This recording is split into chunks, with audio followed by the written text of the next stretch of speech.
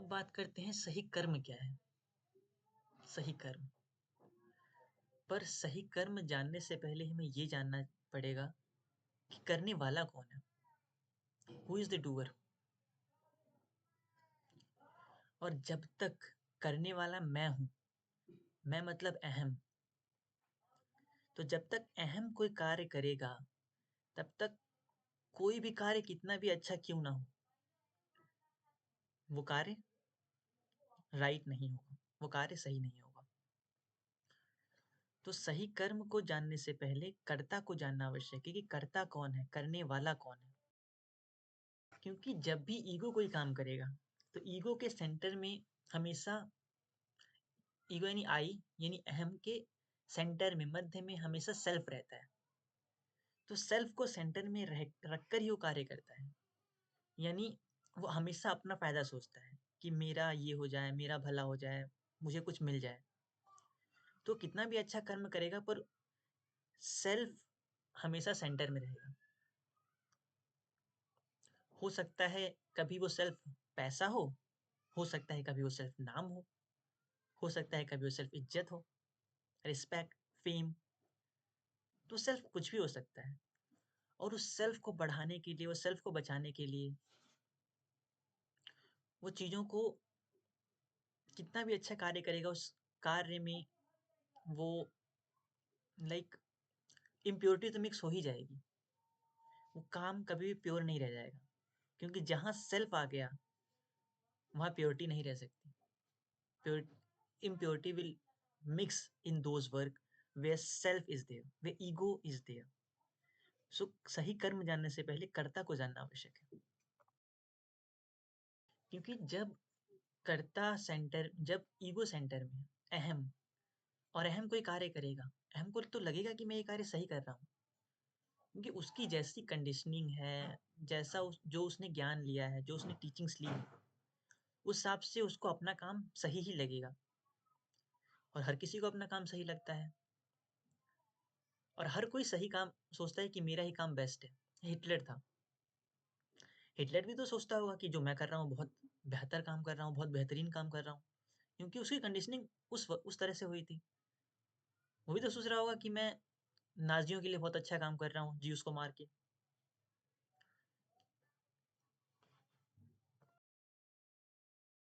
सिकंदर को भी तो लगता ही होगा कि मैं अपने लोगों के लिए कितना अच्छा काम कर रहा हूँ, मैं कैसे अपनी टेरिटरी को एक्सटेंड कर रहा हूँ, कैसे पूरी दुनिया को जीत रहा हूँ, इससे मेरे लोगों का भला हो रहा है। तो हर किसी को लगता है मैं सही ही कर रहा हूँ। पर इन दोनों लोगों ने कितना ही कैओस मचाया इस वर्ल्ड में, कितनी ही लड़ाइयाँ करवाई, कितने ही लोग मारे गए, क्योंकि इनका सेल्फ, इनका जो अहम था वो सेंटर में था। धर्म के ठेकेदारों को देख सकते हो, जितने भी धर्म के ठेकेदार बैठे हैं, सब यही सोचते हैं कि हमें अपना धर्म बचाना है, हमें अपना धर्म बचाना है, और अपने धर्म को बचाने के लिए दूसरे धर्म के लोगों को मार देते हैं। आप खुद देखिए क्या ये सही है? पर उनको तो लग रहा है कि काम सही है, क्योंकि उनकी कंडीशनिंग, उनके ब्रेन की कंडीशनिंग जिस तरह से हुई है, उनको ये काम सही लगता है, तो ये काम कर रहे हैं कि हमें अपने धर्म को बचाना है, हमें अपने धर्म को बढ़ाना है, जिसकी वजह से लोगों को मारते हैं, लोगों को काटते हैं। ह्यूमैनिटी के साथ कितना गलत होता है इन धर्म के नाम पर, आप खुद सोच सकते हैं। सो इससे क्या समझ आता है कि जो लोग गलत कर रहे हैं वो तो गलत कर ही रहे हैं, पर जो लोग सोच रहे हैं मैं कुछ सही कर रहा हूँ समाज के लिए, कुछ अच्छा कर रहा हूँ समाज के लिए, कहीं न कहीं वो भी समाज का बुरा ही कर रहे हैं। अब अल्बर्ट आइंस्टाइन की ही बात कर लीजिए। अल्बर्ट आइंस्टाइन जर्मन के थे। जब उन्हें पता चला कि जर्मनी वाले बॉम्ब बना रहे हैं, तो अमेरिका गए। उन्होंने अमेरिकन्स को ये बात बताई कि जर्मन वाले एटम बम बना रहे हैं, और अमेरिका की हेल्प की एटम बम बनाने में, ताकि अमेरिका काउंटर कर सके जर्मनी का। उन्होंने तो अच्छा ही सोचा था कि अगर अमेरिका बॉम्ब बना लेगा और अमेरिका जर्मन को इस तरीके से रोक सकता है एटम बम गिराने से, या एटम बम बना के ह्यूमैनिटी को बर्बाद करने से। पर हुआ क्या? अमेरिका ने खुद ही एटम बम बनाया, और फिर उन्होंने जर्मनी ने तो नहीं गिराया, पर खुद अमेरिका ने गिरा दिया एटम बम, और जापान के कितने कितने सारे मासूम लोग मारे गए। अगर एल्बर्ट आइंस्टाइन अमेरिका को ना बताए होते, वो कंडीशन क्या थी उस टाइम की मुझे नहीं पता, क्या कंडीशन, क्या सिचुएशन थी। पर 2 मिनट के लिए ऐसे सोचें कि अगर उन्होंने अमेरिका को नहीं बताया होता ये बात कि जर्मन बॉम्ब बना रहे हैं, एटम बम बना रहे हैं, अमेरिका भी नहीं बनाता, और शायद जापान का ये हाल नहीं होता, क्योंकि जर्मन ने तो कहीं बम नहीं गिराया, पर अमेरिका ने गिरा दिया। और बेचारे एल्बर्ट आइंस्टाइन पूरी ज़िंदगी इस दुःख में मरे कि उनकी वजह से कितने लाखों लोग मारे गए। Till the last breath of his life, he was in extreme pain, extreme suffering because of this one incident. तो जब भी किसी काम के केंद्र में अहम होता है, तो उस अहम को लगता तो है कि वो काम सही हो रहा है, पर वो काम उसके हिसाब से सही हो रहा होता है। पर सामने वाले पे उस काम का क्या प्रभाव होता है, ये वो नहीं देखता, क्योंकि वो तो अपना फ़ायदा देखता है, अपने लोगों का फ़ायदा देखता है, और वो अपने लिए काम करता है। बेशक उसको लग रहा है कि मैं दूसरों के लिए काम कर रहा हूँ, पर असल में सेंटर में वो खुद ही होता है। तो जब तक अहम सेंटर में है, जब तक सेल्फ सेंटर, ईगो सेंटर में है, जब तक सेल्फ सेंटर में है, तब तक जो भी काम होगा, चाहे वो कितना भी अच्छा क्यों ना हो, कितना भी समाज की भलाई को दिल में रख के किया गया कार्य क्यों ना हो, वो कार्य सही नहीं हो सकता। उसमें कुछ ना कुछ गलतियाँ ज़रूर होंगी, कुछ ना कुछ इम्प्योरिटी ज़रूर मिली होंगी, कुछ ना कुछ वो नुकसान समाज का ज़रूर करेगा। जिन जो समाज को बुराई देने के उन्होंने तो बुरा किया ही किया, पर बहुत सारे ऐसे लोग जो समाज को अच्छाई देने के उन्होंने भी समाज का बुरा ही किया है। उनकी वजह से भी कितनी लड़ाइयाँ हुई हैं, कितने लोग मारे गए हैं। पर जहाँ पर ईगो यानी अहम केंद्र में नहीं रहता, जहाँ पे कर्ता भाव केंद्र में नहीं रहता, और जो भी कार्य होता है, सारे कार्य बहुत ही ब्यूटीफुल होते हैं। फॉर एग्जाम्पल आप पेड़ को देख लीजिए। पेड़ कभी ये नहीं कहता कि मैं लोगों को फल दे रहा हूँ, पेड़ कभी ये नहीं कहता कि मैं लोगों को छाया दूंगा। फल देना, छाया देना उसकी प्रकृति है, उसका नेचर है। तो वो अपने नेचर के हिसाब से, उसके अंदर कोई कर्ता भाव नहीं होता, बस नेचर जो उससे करवाती है वो करता है। उसकी जो प्रकृति है, वो अपनी प्रकृति को बस ज़ाहिर करता है, वो कुछ करता नहीं है, वो बस अपनी प्रकृति को ज़ाहिर करता है। जब उसकी प्रकृति ज़ाहिर होती है तो हमें छाया मिलता है, हमें फल मिलता है, हमें लकड़ियाँ मिलती हैं, हमें और भी बहुत सारी ऑक्सीजन मिलता है, पेड़ों से बहुत सारी चीज़ें मिलती हैं। वो लोगों को कुछ देने के लिए नहीं करता, बल्कि वो जैसा है, वो खुद को वैसा ही रखता है। उसको जो नेचर है, वो अपने नेचर में ही जीता है, और वो समाज का कितना भला कर जाता है। क्यों? क्योंकि उसमें अहम भाव नहीं है। वहीं हम छोटे से बच्चे को देखें, छोटा-सा बच्चे में भी कोई अहम भाव नहीं है कि मुझे लोगों को खुश करना है, मुझे लोगों को हँसाना है, मुझे लोगों को ये देना है, वो देना है। वो बस अपनी तरह से अपना जीवन, मतलब जैसे उसका नेचर है, वैसा वो जीता है।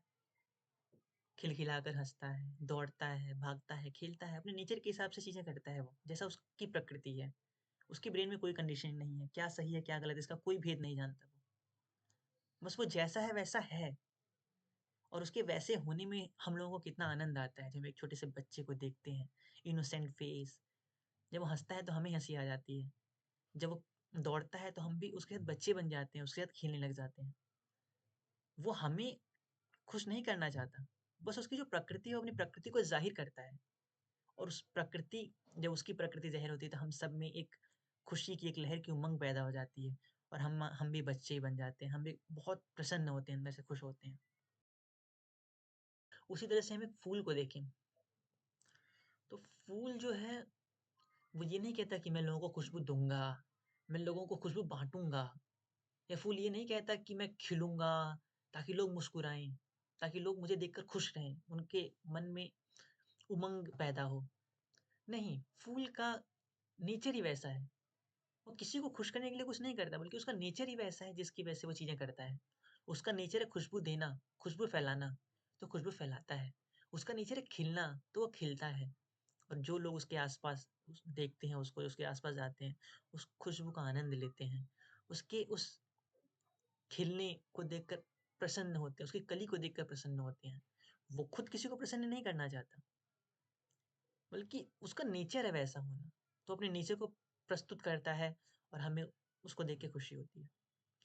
तो हर वो काम जहाँ पे अहम नहीं है, जहाँ पे ईगो नहीं है और जो सेल्फ सेंटर्ड नहीं है, वो हर एक काम अच्छा है। लेकिन कोई भी काम कितना भी अच्छा क्यों ना हो, अगर वहाँ पे अहम है, वहाँ ईगो है, वहाँ सेल्फ सेंटर्ड है वो काम, तो वो काम अच्छा नहीं हो सकता। क्योंकि हो सकता है कि जो हमें सही लगे, वो सामने वाले को गलत लगे, सामने वाले के लिए बुरा हो। तो ये चीज़ें सोसाइटी में कॉन्फ्लिक्ट्स पैदा करती हैं। इन्हीं कॉन्फ्लिक्ट्स की वजह से वॉर होती हैं, लड़ाई झगड़े होते हैं, इतना केओस होता है, इतनी सफरिंग होती है, इतना पेन होता है सोसाइटी में। तो इसलिए अपने पहले अहम को जानिए, अहम को काटिए। इसीलिए पहले अहम को जानिए और ज्ञान के प्रकाश से उस अहम को काटें। जब अहम मिट जाएगा, तो आपकी प्रकृति ज़ाहिर होगी, आपका नेचर ज़ाहिर होगा।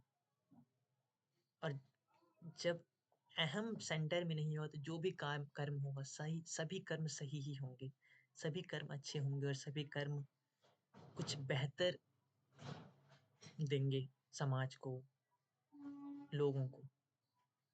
तो अहम को काटिए और और प्रकृति को अपना कर्म करने दीजिए। Let the nature do whatever it wish to do through your body, through your mind, through your brain. Let just keep your ego aside and let happen whatever is happening through nature. Let your nature appear without coming ego in between. So अपने प्रकृति को जाहिर होने दीजिए, अपने potential को जाहिर होने दीजिए और अपने अहम को काटिए, अपने अहम को हटाइए और प्रकृति जो भी कर्म करवा रही है या जो भी कर्म हो रहा है, उसे होने दीजिए। प्रकृतिस्थ हो जाइए, प्रकृतिस्थ हो जाइए, प्रकृतिस्थ हो जाइए।